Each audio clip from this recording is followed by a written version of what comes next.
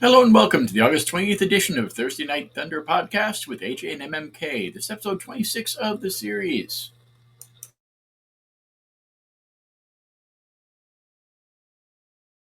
I'm Jason Sinclair, and tonight Mykkal and I will once again bring you the best discussion about the world of modern motorsports.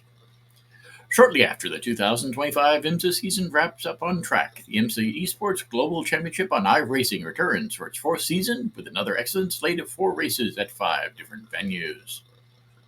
IMSA once again partners with iRacing, VCO, Virtual Competition Organization, AMD, and Michelin for the season, which features a 25,000 prize pool and will start less than a month after Modal Petit Le Mans closes the curtain on the 2025 season at Michelin Raceway Road Atlanta.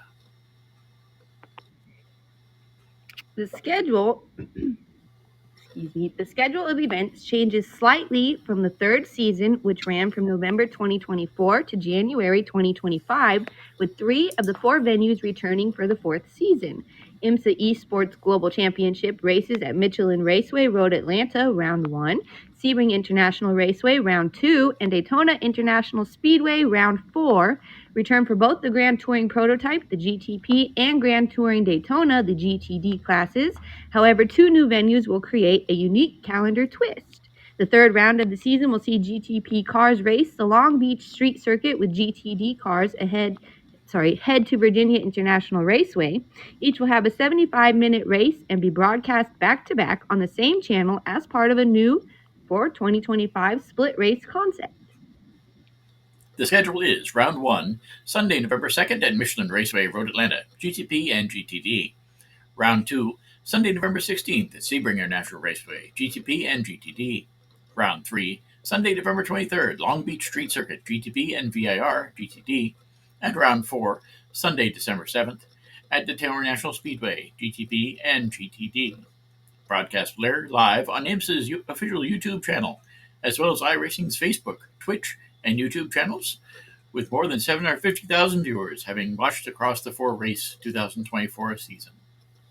Competitors will have the opportunity to race with any of 4 GTP cars and 8 GTD cars, comprising 10 automotive manufacturers and 12 different types of cars. Those cars eligible for competition include, for GTP, it's the Acura AR606, the BMW M Hybrid V8, the Cadillac V Series R, and the Porsche 963.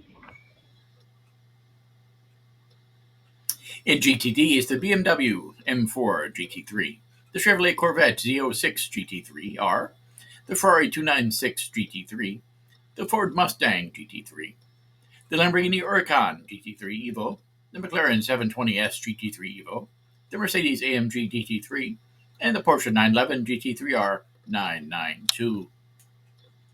As in 2024, all iRacing members will have the opportunity to try and gain entry into the IMSA Esports Global Championship via public hot lap qualifiers on the iRacing platform, beginning on October 6th and concluding on October 13th.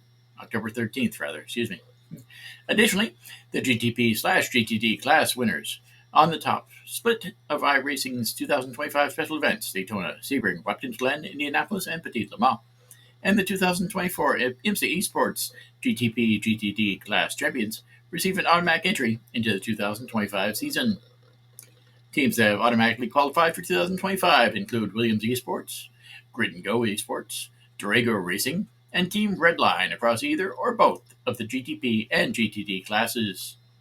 Each race will once again feature a wildcard entry. Last year, wildcard entries included Scuderia Ferrari HP Esports team and Max Verstappen's Verstappen.com Racing. Now, this started in a big way during the pandemic. It was kind of interesting to see the esports on TV as well as online. Kind of an interesting way to do it. I don't know if I'd do it if I'd actually tune into it most of the time, but if you're interested in iRacing, it's a pretty good way of seeing it. Have you ever watched any of the iRacing events? So, my brother actually just got a new iRacing, I think they're called simulators, and it's got like the full containment seat. It's just really cool. It really truly kind of does have the feel of like sitting in a car. And so I've watched him do a couple races, and it is pretty neat. It's pretty neat. I've never personally done like a race myself, but I've watched my brother do it, and I've watched my dad do it, and it's really cool. And I would even suggest it to you. I think you would find it pretty cool too. You get to enjoy racing without actually having to go through all the trouble to truly do it. I think you would really enjoy it. It might be interesting. I know my cousin when he was little, he and his brother had a iRacing setup, and that was kind of interesting to see. I know that they had it wasn't as fancy as some of the stuff now, but they did have a full thing with the pedals and the chassis and the steering wheel and all that. It was kind of neat looking. It looked like it could be fun. I have never tried iRacing though. I did try a few uh, racing video games when I was younger, but nothing interactive, nothing that fancy. So it could be interesting, I suppose. But I've just never had the opportunity to do it, or never really thought about it actually. But it could be fun. Uh, in addition, I know IMSA has had some discussions recently about some of the changes in the schedule. I posted that on the webpage on the Motorsports News and Views dot wordpress.com. Be sure to check that out. But there are going to be a few changes in the IMSA schedule for next season, so it should be a good season. I don't know how many IMSA races we head into next year. Might go to the probably going to the Roar before the Rolex 24 again. Don't know if I'm going to be doing the Rolex 24 itself, but probably doing the Roar again. Um, Probably going to Sebring again. Sebring was pretty cool when we did that this year, but it'll be interesting. It'll be a good season next year in IMSA. I think it'll be it's a transition year. Some of the teams are moving out and some new teams coming in, as normally happens. And I think that the 2026 might be a good year for that. 2027, there's a few new teams coming in, of course, but it'll be interesting to see how it goes. Whether Porsche decides to play full time or whether they end up pulling back. There's been rumors of that. Rumors of BMW changing their position in racing as well. So we'll see how it goes. Are you going to have a chance to head out to any IMSA races? I know there's a couple out there in your neck of the woods as well. I'm not really sure. I'll have to kind of look. I didn't realize like that kind of cool stuff came this way. I knew obviously NHRA, NASCAR this weekend, but I didn't know like IMSA. Mhm. IMSA made its way all the way out here, and so yes, that would be something to check out. I really did not know that they came this direction. I think they've had a race in Portland before. I don't know if it's on the schedule for next season. Again, I didn't review it intensely, but I do know they've had races in Portland before. They've had races in Seattle a couple times, but I don't think they're going to be going out there next year. But they do sometimes go in that direction. Of course, they've got the races in California, and some other races in the West Coast. So if you hadn't had a chance to get out there at least once, I'd recommend it. It's a pretty neat thing. Cars are amazing. Some of the ones that are more street looking are pretty cool. Prototypes, of course, are their own special animal, and that's always awesome too. Plus, the fact that we've had quite a few drivers from IMSA on the show over the years, that's kind of neat to see them there too. I think that's probably the most popular series we've had on this show. Mm-hmm. So, if you're a race car driver competing in whatever series, crew chief, pit member, track owner, or maybe you're just a huge fan of the sport, contact us to get your spot on the show. After all, you deserve every 15 minutes of fame, and we'd love to hear from you. Easiest way is to go to the Thursday Night Thunder Podcast website, which is at thursdaynightthunderpodcast.podbean.com. We've got information on how to contact us there. You can also find us on Facebook at Thursday Night Thunder Podcast, which is facebook.com/SD Thursday Night Thunder. And there's a few other ways you can find us, but the easiest way is to find us one of those two ways. Let's go ahead and move from the world of IMSA to the world of NASCAR for a moment and say that NASCAR announced that the NASCAR channel is free and ad-supported streaming television network will be available to millions more fans when it launches on the Roku channel. The NASCAR channel offers 24/7 programming with no subscription or registration required. Viewers can enjoy a mix of classic NASCAR races, delayed broadcasts of current scene events, select live coverage, documentaries, SiriusXM, NASCAR Radio's The Morning Drive, NASCAR Studios original series, and video podcasts. With the addition of the Roku channel, fans can now watch the NASCAR channel across an even wider range of platforms, including Xumo Play, Tubi, Samsung TV Plus, Prime Video, and more. The NASCAR channel also features simulcast of select grassroots racing events in partnership with Flow Sports. Upcoming program highlights include September 27th, Valley Star Credit Union 300 at Martinsville Speedway, NASCAR Late Models. October 12th, NASCAR Wayland Modified Tour at Thompson Speedway Motorsports Park. And December 5th, the Snowball Derby qualifying day. The Roku channel is available to stream for free on Roku devices or TVs and can be easily accessed online at therokuchannel.com and on iOS and Android devices, Amazon Fire TVs, Samsung TVs, Google TVs, and other Android TV OS devices. In evolution of O'Reilly Auto Parts' long-standing relationships throughout the sport, NASCAR and O'Reilly Auto Parts recently announced a multi-year partnership, one that will make the leader in automotive replacement parts industry the title sponsor of what is now known as the NASCAR Xfinity Series. This landmark partnership aligns two American-born powerhouses, each with a rich legacy of fueling performance and passion from the grassroots up. The multi-dimensional sponsorship also includes promotional opportunities and brand integration in partnership with the CW Network, the exclusive broadcast home of the NASCAR O'Reilly Auto Parts Series. The NASCAR O'Reilly Auto Parts Series will officially debut on January 1st, 2026, ushering in a bold new chapter for the series crowded with NASCAR's future stars.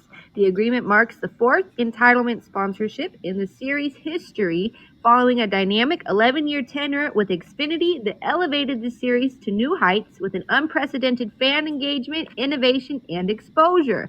The series' history also includes a 7-year run with Nationwide Insurance and a foundational relationship with Anheuser-Busch, still a current NASCAR partner at the premier level. Founded in Springfield, Missouri in 1957, O'Reilly Auto Parts has grown from a single store to an automotive parts icon with over 6,400 locations across 48 states, Puerto Rico, Mexico, and Canada. The company's more than 92,800 dedicated team members are committed to excellent customer service backed by a robust network of 31 distribution centers. While the title sponsorship may be new, O'Reilly Auto Parts' involvement in NASCAR is anything but. The company has long supported the sport through race sponsorships across multiple series, from the O'Reilly Auto Parts 253 at the Daytona Road Course in 2021 to title sponsorships at Texas Motor Speedway and the Craftsman Truck Series O'Reilly Auto Parts 150 at Mid-Ohio in 2022. The brand has maintained a deep connection with fans and drivers alike. The NASCAR O'Reilly Auto Parts Series will be available exclusively to race fans across the country on the CW. In its first year on the broadcast network, the series is seeing impressive year-over-year viewership growth, currently up 17% in total viewers compared to last season, and pacing to be the most-watched series since 2018. The series is currently averaging 1.1 million total views, with 19 out of 23 races drawing over 1 million total viewers. The fourth annual Pacific Office Automation 147 at the Portland International Raceway will feature star-studded lineups for both the ARCA Menard Series West race on Friday at 4 p.m. Pacific Time, and then the NASCAR Xfinity Series starting field on Saturday at 4:30 p.m. Pacific Time. On Friday, fans can enjoy Pro 3 BMW E30 racing plus an ARCA Menard Series West autograph session practice, qualifying, and a 57-lap race. When the green flag drops on the race, former NASCAR Cup Series driver and Vancouver, Washington native Greg Biffle, Lost Center, Washington resident Eric Johnson Jr., and the rest of the ARCA Menard Series West drivers, featuring an entry list of 19 cars, will battle for 112.29 miles on the 1.97 mile 12-turn PIR track. Saturday, the NASCAR Xfinity Series takes the track for practice and qualifying, and the final 75-lap race on the weekend schedule, plus a driver autograph session, is set for 2:30 p.m. Pacific Time in the fan zone. The 2025 Pacific Office Automation 147 will boast a competitive field of 37 cars with a number of notable drivers, including 2024 NASCAR Xfinity Series champion Justin Allgaier, Junior Motorsports, Sheldon Creed, Haas Factory Team, and Jesse Love from Richard Childress Racing, William Sewalich from Joe Gibbs Racing, and Connor Zilich from JR Motorsports. The field will also have an international flavor again, with entries from Australian supercars aces Jack Perkins, who will be with Joe Gibbs Racing, and Will Brown, who will be with Colleague Racing. The 19-year-old Zilich, a rising star of the sport, currently ranked second in the season point standings and was recently announced to race full-time in the NASCAR Cup Series in 2026. Allgaier, the current series point leader, won 2 of the 3 stages of the 2024 Pacific Office Automation 147 and finished second behind last year's race winner Shane Van Gisbergen. He also finished second in the 2023 race at PIR. Also on Saturday, fans enjoyed live music from the bands Hit Machine and Wrangler. Wrangler, a country spin-off band, which infuses a modern twist on energetic approach to country music, will be performing at 2 p.m. Pacific Time. The Northwest premier and longest running band in the region, Hit Machine, will be performing at 11 a.m. Pacific Time and 6:30 p.m. Pacific Time, with a set list of musical chart toppers for all ages. Tickets are available in advance and at the gate to the Pacific Automation 147. Children 12 and under receive free general admission when accompanied by a ticket adult. All the ticket options and pricing are posted online at raceportland.com. Now, this will be the first time that our co-host Mykkal Lally Capallo will be heading out to an Xfinity race with a media credentials. It'll be the first time that this program has received media credentials since we left the Speedway Digest umbrella, and I'm really proud to have her out there. I think it'll be a good experience. What time are you planning on heading out there, and do you have any special plans on covering the event? So it's a 5-hour drive. So tomorrow we're going to leave around 4 p.m. I kind of thought ahead, and we got a room where you have to pick up the credentials. So I'm not going to have to go far to pick those up. So that was kind of nice. But yeah, I don't know.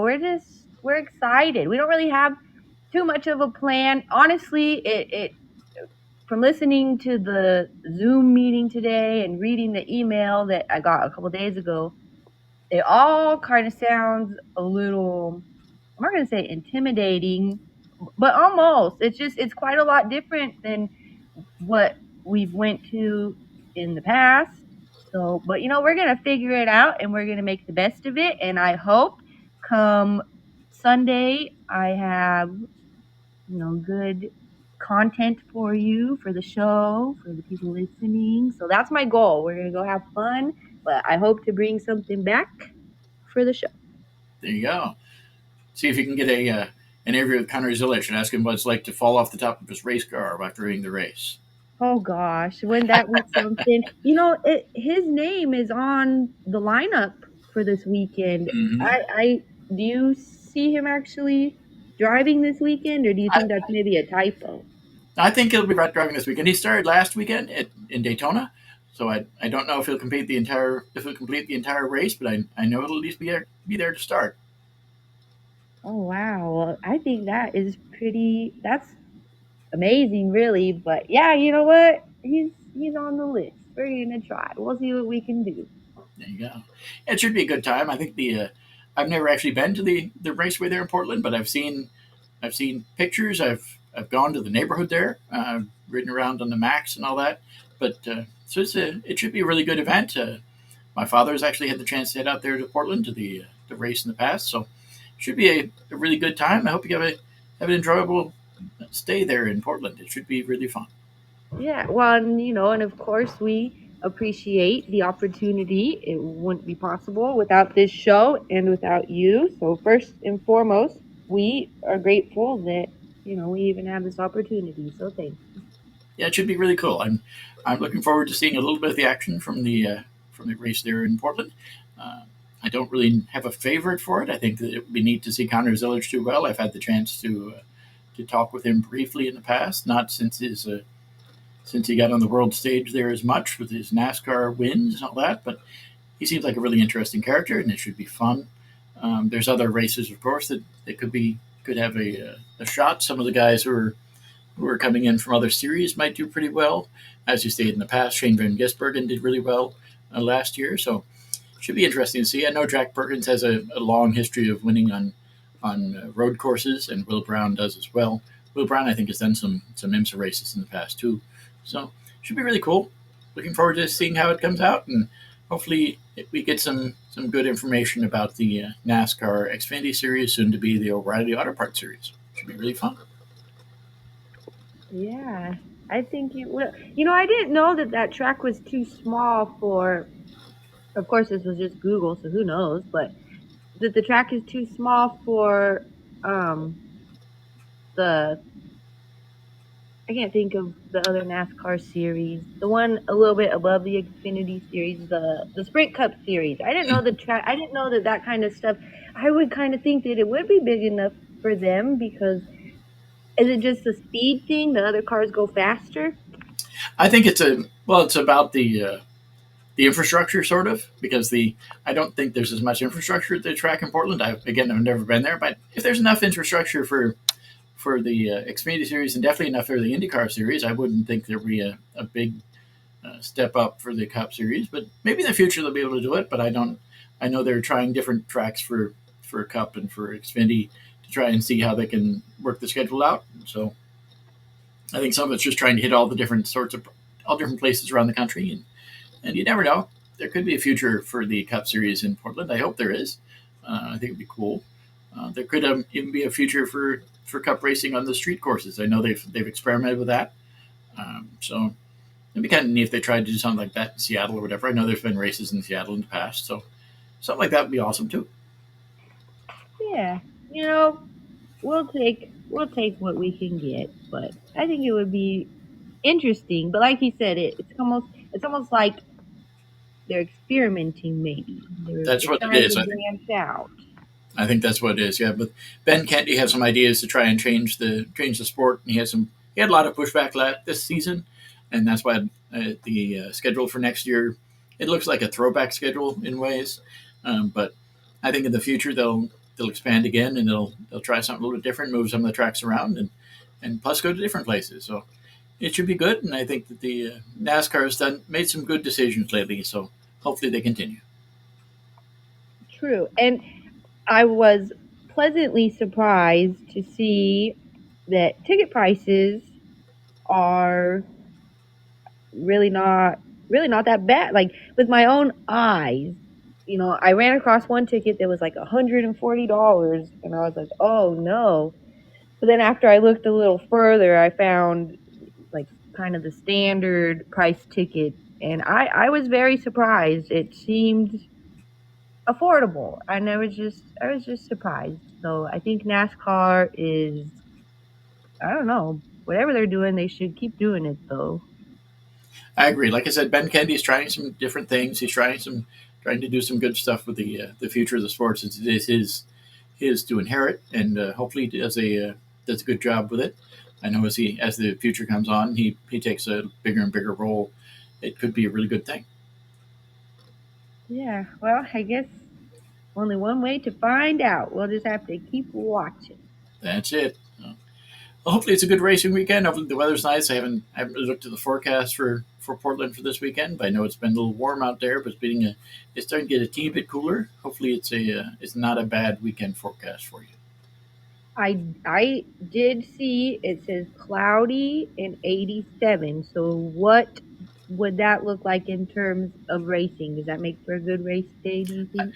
I think so. Yeah, it'd probably be better if it was a little bit cooler, but I think that the 87 is not bad, and the cloudy would make the tires work fairly well, so should be good.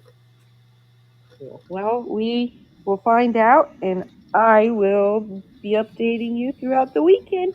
That's awesome. Let's go ahead and move into the world of drag racing for a moment, shall we? 1 week after making his long-awaited competition return with the Sean Reed Racing Top Fuel team at Lucas Oil NHRA Nationals in Brainerd, Minnesota, it was announced recently that Jordan Vandergriff will be back in the driver's seat of the Reed Trucking and Excavating Top Fuel Dragster for the upcoming NHRA U.S. Nationals, the sport's premier event. Team owner and driver Sean Reed remained sidelined for the third consecutive race as he recovers from an on-track incident last month, which left him with a true fractured rib and an amputated left index finger. In his absence, Reed appointed Vandergriff to race and collect points on his behalf at the Brainerd event and has called upon Vandergriff once again to serve as a full-time driver in his 12,000 horsepower machine during next weekend's race in Indianapolis, the final event of the 2025 NHRA Mission Foods Drag Racing Series regular season. Reed enters the weekend sitting 10th in top fuel standings, a ranking Vandergriff must maintain or improve if Reed wants a shot in the NHRA countdown. With a 768-point lead over the number 11 ranked driver, Reed's playoff eligibility status is all but certain, but there's an opportunity to potentially move as many as two positions, depending on how the weekend plays out. Prior to his appearance at Brainerd International Raceway, Vandergrift's last competition run occurred during the 2019 NHRA Finals in Pomona, California. He competed in 11 events that season, his rookie year, including a runner-up finish at the Dallas event before he was sidelined by funding issues. Since his exit from the driver's seat, Vandergrift, who continues to work towards a full-time driving role, has landed various high-profile gigs, including appearing as part of the Bachelorette franchise and serving as a member of the NHRA on Fox broadcast team for the past 2 years. The NHRA regular season will conclude at the NHRA U.S. Nationals August 27th through September 1st at Lucas Oil Indianapolis Raceway Park in Indianapolis. Qualifying for the NHRA U.S. Nationals at Lucas Oil Indianapolis Raceway Park gets underway on Friday, August 29th at 7:30 p.m. Eastern. Vandergrift will be making his second Indianapolis outing and the 13th NHRA Top Fuel appearance. Reed plans to return to driving at the first of the NHRA Countdown, the 40th NHRA Reading Nationals presented by Nitro Fish, September 11th through the 14th at Maple Grove Raceway, with Vandergrift collecting points for Reed in Brainerd. Reed departs the Minnesota facility having maintained his number 10 ranking. I know the last event you did for with a media package was the NHRA event there at the Pacific Raceways. So it'll be interesting to see how much different it is for the with the Xfinity compared to the NHRA. I know that the opportunity to get close to the drivers is a lot better at NHRA events than it is in NASCAR events traditionally. But I think that they're trying to do, at least with the Xfinity, trying to get a little bit more driver interaction. Although it's not quite as easy to get close to the drivers there as it is hardly at all compared to the NHRA. But it's definitely a big thing. It should be fun. It should be interesting to see. I know that they've got some activities that where you can see the drivers and get autographs like their media uh, their media scrum type thing, or get it at the souvenir stands and all that. So it should be interesting. I think it will be interesting, and I think it's going to be probably quite a lot different than the NHRA. But we're gonna find out. And one nice thing is my dad is very outgoing. He's very outgoing. I'll walk past someone and my dad will be the one that's like, "Hey," and he'll stop and talk. So I think we have a decent shot, hopefully, at getting some form of just quick interview with somebody because my dad's pretty outgoing. So I think I'm not sure, but we're gonna see what happens. That's all we can do. Yeah, there's always a cadre of people hanging out there at the track, different drivers and things that you may or may not recognize, but they're there and they're trying to get their faces out there. So I'm sure that I wish you luck in trying to get to talk to somebody. It should be a quite a thing. I know that the NASCAR media people are generally good about getting opportunities, especially for smaller media type uh, outlets to get interviews and all that. So hopefully it works really well, and hopefully it's a fun weekend. Should be really good. Yeah, and if anything, I feel like it's practice for, I don't know. It's good, and I need to just come out of my box and go drag some people to this show. So yeah, we'll see. We'll see what happens. There you go. When you walk by Dale Earnhardt Jr., you can tell him all about the show and get his opinion. Have him on next week. True, and I don't know. I don't know. You just never know who you're gonna run into, and I will do my best. I am gonna do. This is pretty much a once in a lifetime. Well, for the most part, opportunity, and I'm gonna do my best. I swear, I will. I don't know who I'm gonna come back with, but this show, we're gonna get somebody. We are. We're gonna get somebody. There you go. Awesome. Well, it should be good, and hopefully it's a. Heck, you can try and talk to Rick Ware. Rick Ware's been on the program a couple times before, and And I'm sure if you let him know who you're from, he may remember the show. Hopefully he does, and that'd be cool too. He's had some interesting things happen recently. The lawsuit there with Rick Ware Racing and them selling their charters is sort of up in the air. Um, there's also all the lawsuit things between the other two teams, between 2311 Racing and Front Row Motorsports, who will not be in Portland, but they definitely have people on the ground who will be there walking around and looking, seeing how the Xfinity Series goes, and they've got some big news too. Um, hopefully, the court case goes more in their favor in the future. This past ruling by the judge isn't the best for them, but it's not the worst either because NASCAR. I think NASCAR is pushing, and if the discussion online is any indication, they're pushing a little hard for some of their fans, and you don't want to piss off uh, hardcore fans, especially people who've come over with the new teams in there with Michael Jordan Racing and all that. Um, Not a good thing to upset new fans, especially people who are fans of Michael Jordan, fans of Bubba Wallace, fans of all different sorts of people who are out there um, who are making a difference. Heck, even fans of Denny Hamlin, who's been around for a long time. Denny Hamlin is having a really good year in the Cup Series. So you piss off the wrong fans, you're not going to do a good thing in NASCAR. And I think that NASCAR is making a lot of good decisions, but some of their legal decisions aren't the best for the sport. And hopefully it works itself out. What kind of judge oversees? Is it like a business judge kind of? I think so. It's more of it's a contract judge type thing, but it's a federal judge, so it's a little bit different. And I know it's not a jury thing. It's just more of a you present the information to the judge. He makes his own decisions. Which is why it's taking a long time because they have to get all the information.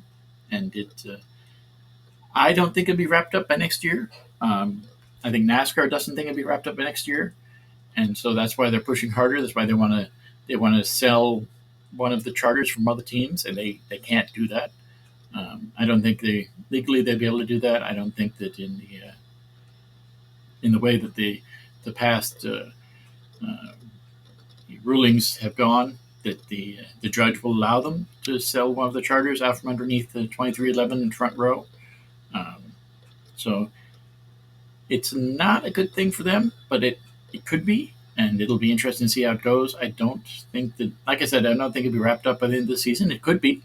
It's still it definitely won't be wrapped up before the end of the playoffs, but we'll see how it goes. And I don't think that I think it'd be something if Denny Hamlin ended up having a really good playoffs and won the championship, and then he'd sort of throw that in NASCAR's face. He's good at doing that. So that'll be something. I guess it gives us something to keep our eye on for another year, maybe. That's it. And now moving from the NHRA and NASCAR to Formula One, because Formula One has some good news coming out. The Formula One Heineken Las Vegas Grand Prix 2025, set for November 20th through 22nd, has unveiled details for its newly updated Heineken Grandstand, located in the Koval Zone by Heineken, offering even more fan access. Guests can get in on the action with all-exclusive beer, assigned bleacher seating, live music performances, driver appearances, access to the new F1 Academy paddock, and surrounding activations, and much more. With single-day and three-day tickets available, the zone now features assigned bleacher seating, with prime views of drivers battling through turns 4 and down the Koval straightaway. Guests will have access to interactive fan activations in both the Koval and East Harmon zones, including live entertainment and on-stage driver interviews at the Heineken Silver Stage. Fans will also have opportunities to explore the F1 Academy paddock, engage with surrounding fan activations, and enjoy a full tailgate experience featuring fan favorite games like cornhole and beer pong. Food and beverage options will be available for purchase with complimentary all-inclusive beer open to attendees 21 and over. Fans can secure the year's lowest prices at www.f1lasvegasgp.com. For a 3-day pass, it's $918.76, including taxes and fees. For Thursday only, it's $150, including taxes and fees. For Friday only, it's $250, including taxes and fees.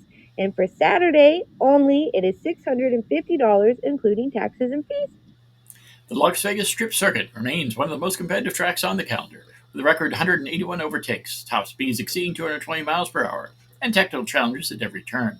The 2025 event will elevate the fan experience with more on-track action, including the addition of F1 Academy. The all-female series will conclude on the Las Vegas Strip Circuit as the first single-seater support series to race on the streets of the biggest stage in motorsport. Fans can also look forward to an A-list musical performances, interactive activations, premium hospitality, and an expanded array of food and beverage options, all to be announced at a later date. Tickets are still available for purchase on F1LasVegasGP.com.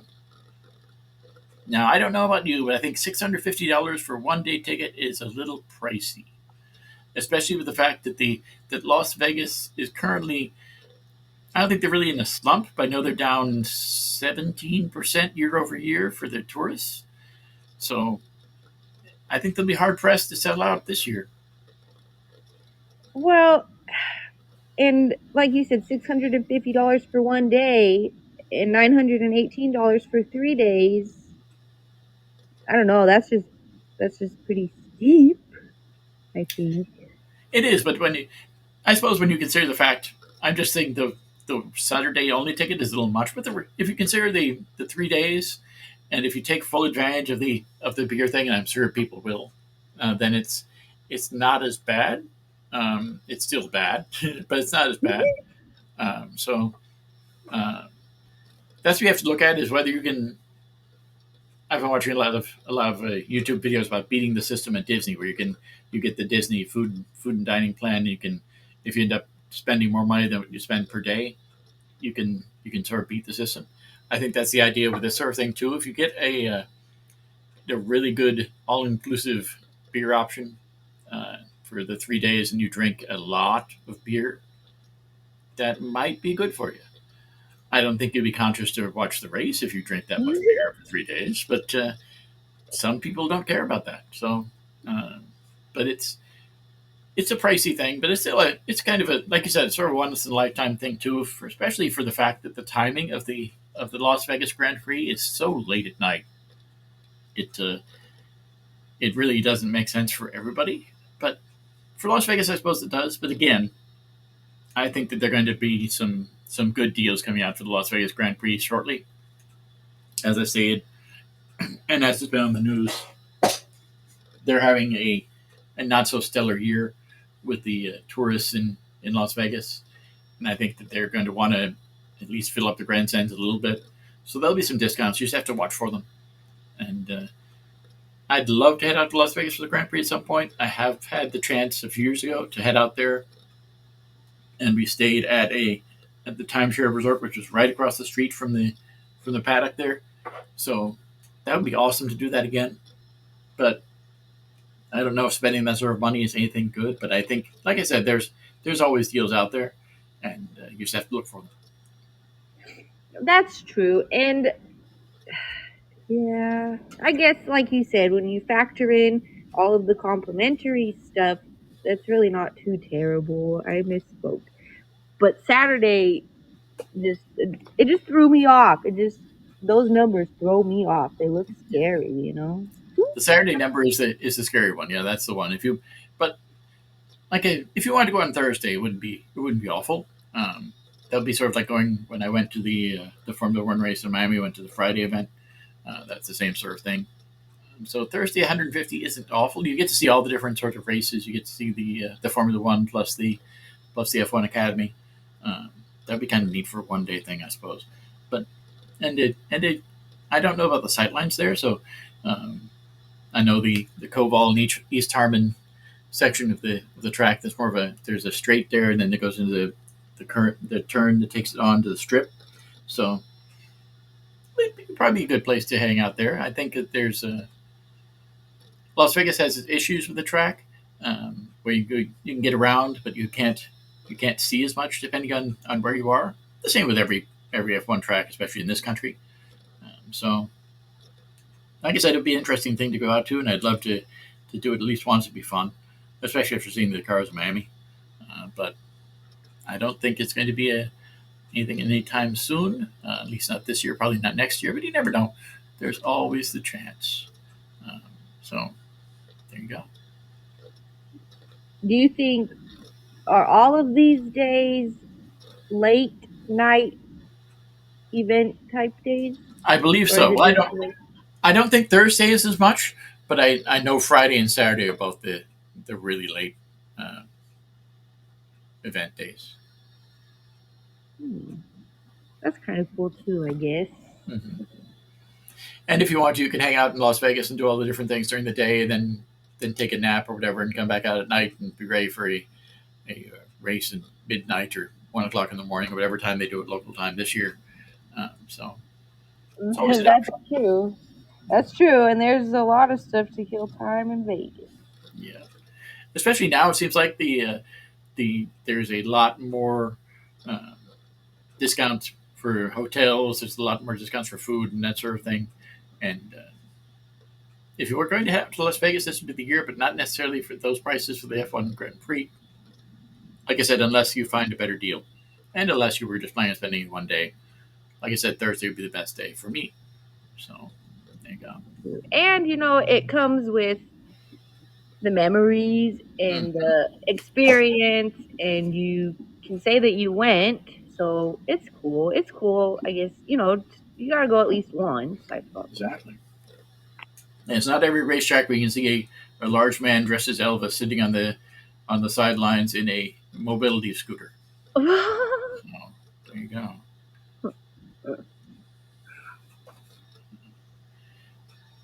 What's your next big racing adventure aside from this weekend? What's your next big thing you're thinking about heading out to, and what else is going on out there in your neck of the woods? Um, Other than this weekend, the racing season is kind of starting to come to a bit of a close. We do have a couple big races out here in the next like month, maybe or so. One of them is like the 50th running Apple Cup or something like that. And that's actually a pretty cool late model race if you're into late models. That's actually a pretty cool late model race. But that race is neat because it's a 2-day event, and on the first day of that event, they run all kinds of different classes. They have like mini stocks, which is like your Mustangs and mainly Mustangs. And they have like your hobby stocks, which is your Camaros and stuff like that. So it is kind of a neat race because I think for a lot of people, it's kind of like, the big time, and so it's pretty cool. So that race is pretty cool, and that's going to be coming up. And then, yeah, the seasons are just kind of everything's kind of turning to fall over here. I really wish I was in Florida where it was sunshiny all the time, but it's all right. I will just pretend that I'm there. And There you go. Yeah, it's not exactly sunshiny all the time this time of year, so we're getting a lot of rain, but it's definitely warm. It's too warm.